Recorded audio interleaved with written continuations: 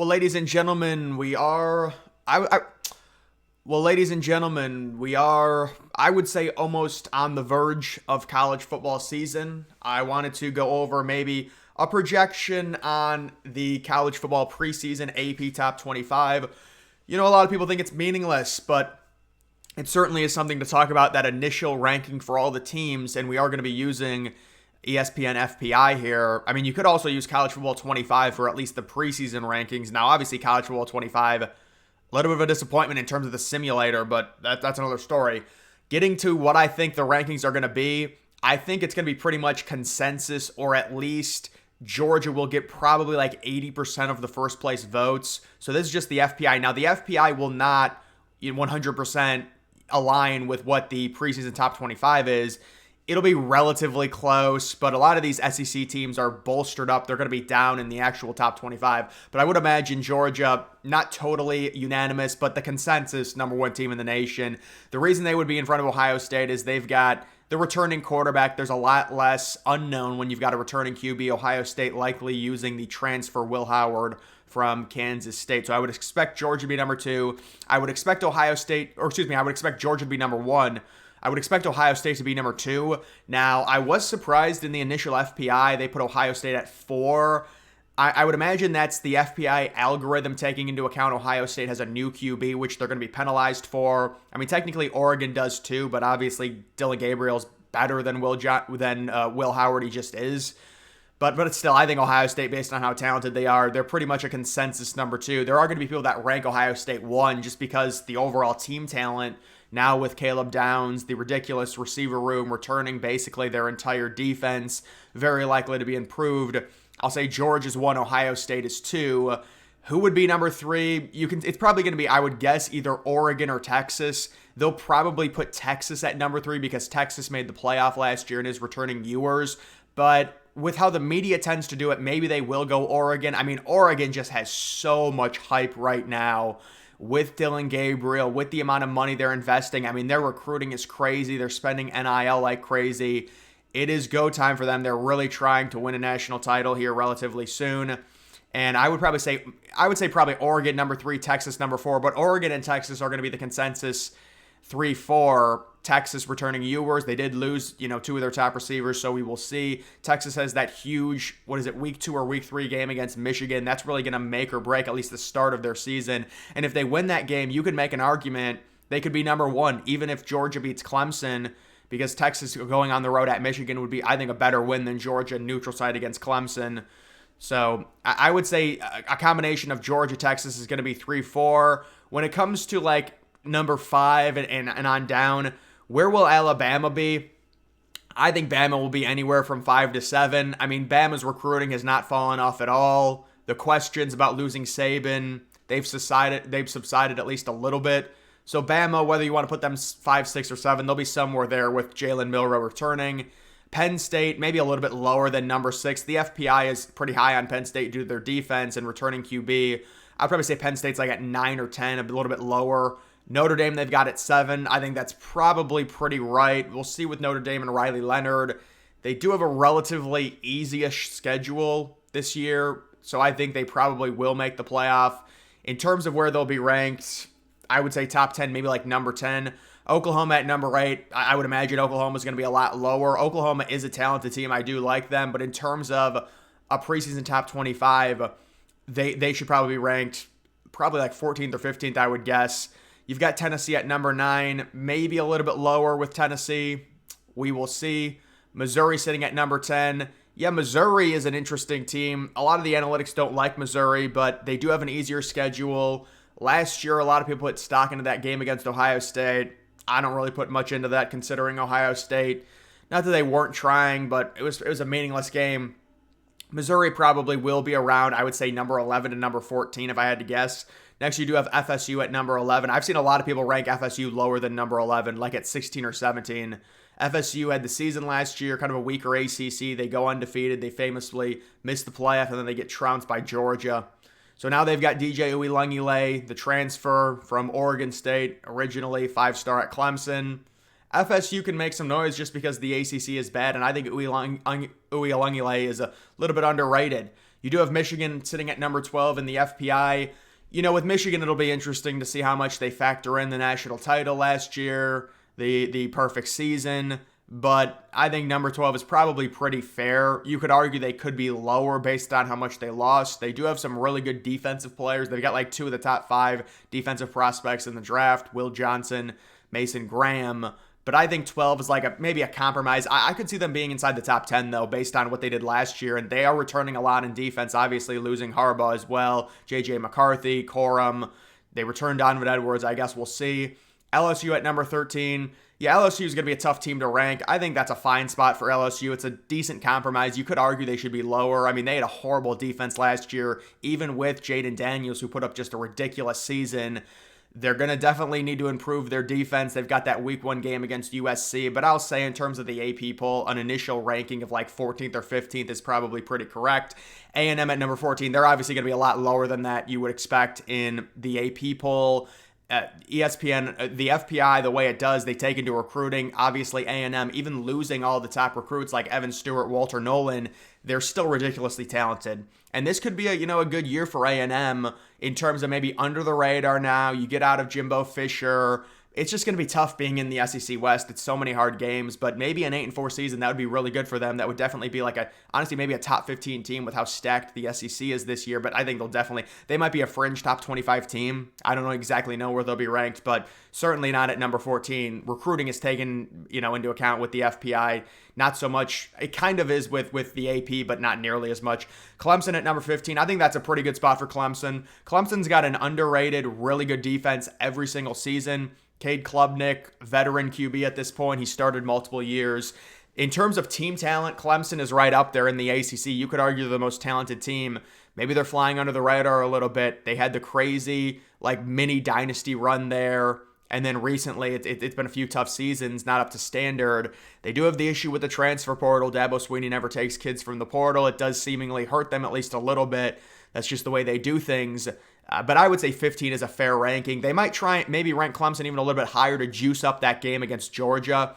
Would it be like 2v15, 2v13? That's a weird game, by the way. A noon game, week 1. It's like the premier game. Normally that never happens. They always put that game on at 3:30 or 7:30. So I'm surprised that game's on at noon. But either way, you do have Ole Miss at number 16. I would imagine Ole Miss is going to be higher than this. So the FPI, I don't think they love Ole Miss's defense. Ole Miss did get a few really good transfers, pass rushers. They do have Jackson Dart. They did lose Judkins, one of the weirdest transfers I've seen. That's just the way it works, though, now in college football. They get all these players, and it's like Ole Miss is going to be this top 5 team, and then they lose their number 1 running back, one of the best running backs, to Ohio State. And, I mean, Ohio State paid him, and also I'm guessing, a lot with these running backs, if they're top prospects in terms of the draft, they don't want all that wear and tear. Like, look at Blake Corum. He had a great college career, but the amount of carries he got was used against him, and he was banged up his last year at Michigan. So Ole Miss will probably be higher. Kansas at number 17. That's a crazy ranking for Kansas. I would imagine they're going to be lower. So they're the number 1 team in terms of the they're going to be a lot lower, you would think. The number 1 team in terms of the Big 12, according to FPI. I do like Kansas. I think they've got a great offense. It's said they're not at their home stadium this coming year, but I would imagine they're going to be a lot lower. I'd like to see them be like number 25 or something, maybe number 24. USC at number 18, they're probably also going to be lower. They're ranked this high. I respect it, honestly. I think USC is going to be a lot better this year. The tough thing for them is they're going to the Big Ten. They do have always a really good offense under Lincoln Riley. That's kind of the law. You're always going to have a really good offense and probably a bad defense, but you lose Alex Grinch. Maybe it is a little bit better for USC, but I would imagine they're probably going to be a fringe top 25 team if I had to guess. Auburn, I'm guessing they're not ranked. That's just SEC. I mean, you could say it's SEC biased by the FPI, but it's mainly based off of recruiting. Auburn normally is always a top 20 team in terms of recruiting. They've recruited the state of Alabama a lot better recently, especially last year and now this year. They got like the number 1 receiver in the country who's going to be a true freshman. They also returned Peyton Thorne for like his 16th year. So you've got some veteran leadership there.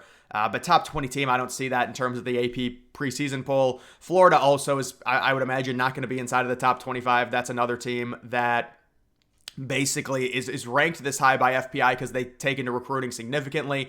Louisville at 21. Yeah, I could see Louisville being ranked at 21. That seems like a pretty fair spot. They had a nice season last year, but they tailed off. Kansas State possibly being ranked. Yeah, I could see it. They've got that Avery Johnson replacing Will Howard now, who's like a young, possibly good quarterback. They're going to, Kansas State can win all of their games in the Big 12. It is a mosh pit of a conference. I don't think they will. I think they'll probably go like 9-3, but it's a mosh pit. Miami at 23. I've seen a lot of people rank Miami anywhere from like 23 to 25 with Cam Ward. That was a really good pickup for Miami. They've spent some money on some 5-star defensive players. They should have a decent defense. But with Miami, it's the same thing every year. They're always like pretty talented, like the third most talented team in the ACC. They get that fringe top 25 ranking, and most years they just fall off and end up going 7-5, 6-6. So we'll have to see with them. Arizona at 24. Yeah, Arizona is an interesting situation. They lost their head coach, but they retained a lot of their offensive skill players, including their quarterback. So Arizona had a breakout year last year. They made the Alamo Bowl, I believe. And so I could see them getting like maybe ranked 22 or 21. And then SMU at number 25. SMU has a relatively easy schedule in the ACC. Them getting an initial top 25 ranking, it's possible based on last year. They returned their QB. I know they played in like the Fenway Bowl and lost, but their quarterback, Preston Stone, had a season-ending injury, so I could see them being ranked inside the top 25. Oklahoma State with Ollie Gordon. Yeah, I mean, they could be a top 20. All these teams are like fringe top 25 teams. Obviously, the outlier here is Utah. I'm guessing Utah will probably be ranked inside the top 12 or maybe 13 in terms of the AP preseason poll. Why are they this low? Well, Utah is definitely built with 3 stars. They don't have the most talented team. I'm guessing the FPI doesn't love Cam Rising. He's coming back again for another year. And obviously, people, if we think Utah is going to be pretty good, I could see Utah losing 4 games, though. The Big 12 is not, every game is winnable for Utah, but they can also lose a lot of games. It's just a mosh pit of a conference. I think NC State's probably going to be ranked inside the top 20. FPI has them at 28. But NC State is liked by a lot of people. Another ACC team I could see finishing, or at least starting in terms of the preseason poll inside the top 20. Texas Tech is not going to be ranked inside the top 25. I would be shocked if they were.